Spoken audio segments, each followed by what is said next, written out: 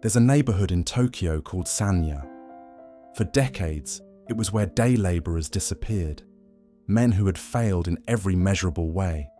No family, no career, no address.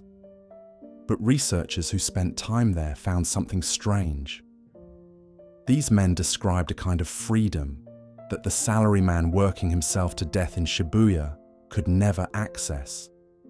They had nothing left to protect, and for the first time in their lives, no one was keeping score. Schopenhauer described human life as a pendulum. You swing between wanting something and being bored once you get it. Desire, satisfaction, emptiness. Desire, satisfaction, emptiness. Over and over, and the swing never stops, because you never step off. You never fall. The men in Sanya fell. They hit the ground so hard that the pendulum broke. And on the other side of that break, they found something the rest of the world is too busy swinging to notice. Stillness. The kind that only shows up when there's nothing left to chase and no one left to perform for. Failure is not a result, it's a space. Open ground between who you were and who you haven't become yet. And the thing about open ground is that not everyone is allowed to stand on it. Some people are surrounded by so many eyes, parents, peers, expectations they absorbed before they could question them, that the space never opens.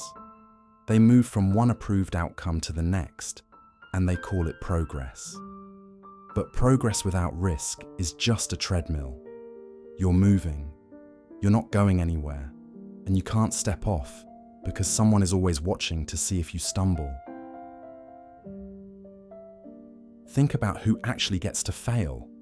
A kid whose parents have money fails a semester and takes a gap year, travels, comes back with a story about finding themselves. A kid whose parents have nothing fails a semester, and that's the end of the sentence. No gap year, no reflection, just debt and a door that closed. A founder with connections burns through a startup and calls it a learning experience. A podcast episode about resilience, a better pitch for the next round.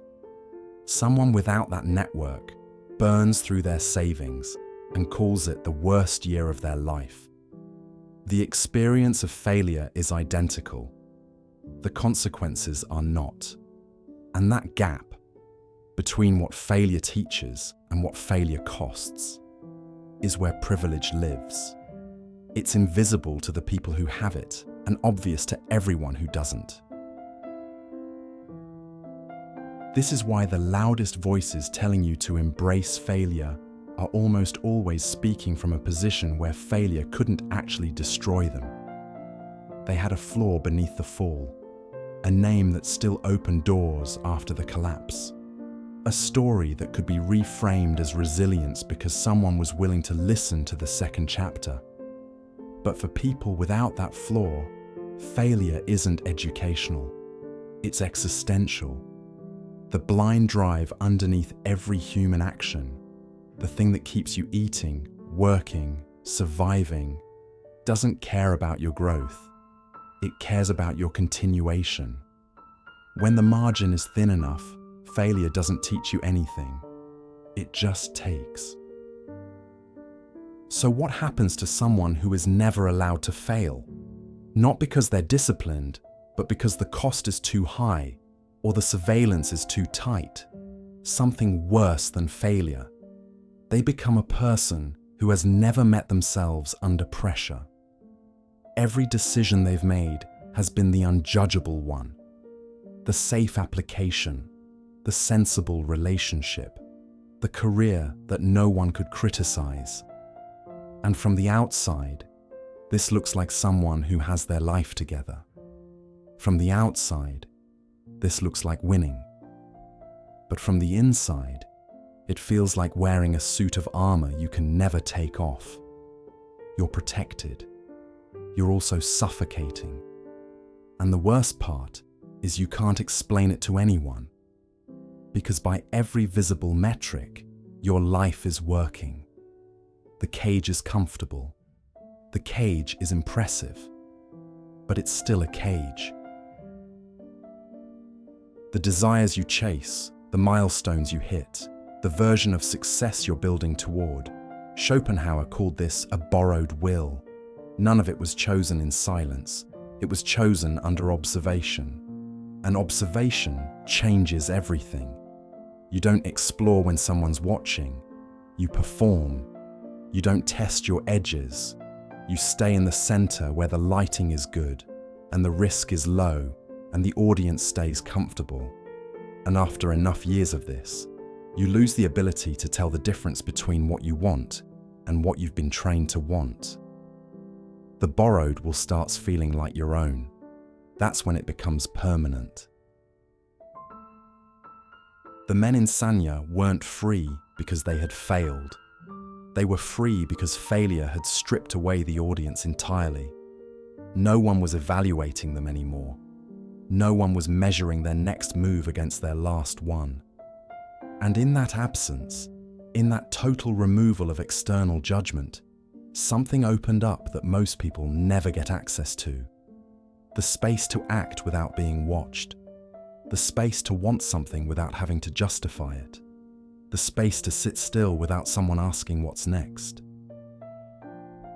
You don't need to lose everything to find that space, but you do need to understand what's preventing you from entering it. And 9 times out of 10, it's not fear of failure. It's fear of being seen failing. Those are 2 completely different fears, and most people never separate them. The first one is manageable. Humans are built to recover from a fall. It's wired into the biology. The second one, the fear of witnesses, is the one that keeps people frozen for decades. Because it's not about the fall. It's about who's in the room when you hit the ground. It's about the version of you that exists in someone else's mind and the terror of watching that version crack. You'll endure almost anything to keep that image intact. And that endurance looks a lot like strength from the outside. But it's not strength. It's captivity with good posture. Most people will never encounter their actual will. Not the will shaped by approval, not the will performing for an audience. The raw, uncomfortable, sometimes ugly thing underneath all the conditioning. Schopenhauer argued that solitude was the only state where this encounter was even possible. He wasn't romanticizing isolation. He was pointing at something specific. The version of you that exists when no one is keeping score is the only version that's real. Everything else is negotiation. So the privilege of failure isn't about failing. It's about having the room to fail, the space, the safety, the invisibility required to fall without it defining you permanently. Some people are handed that room at birth. Others have to build it in secret. And some people never get it at all, because every move they make is load-bearing.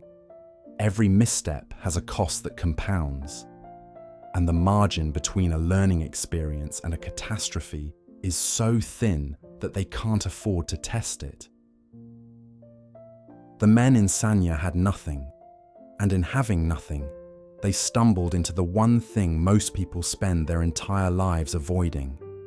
The experience of being completely unwatched. No reputation to maintain.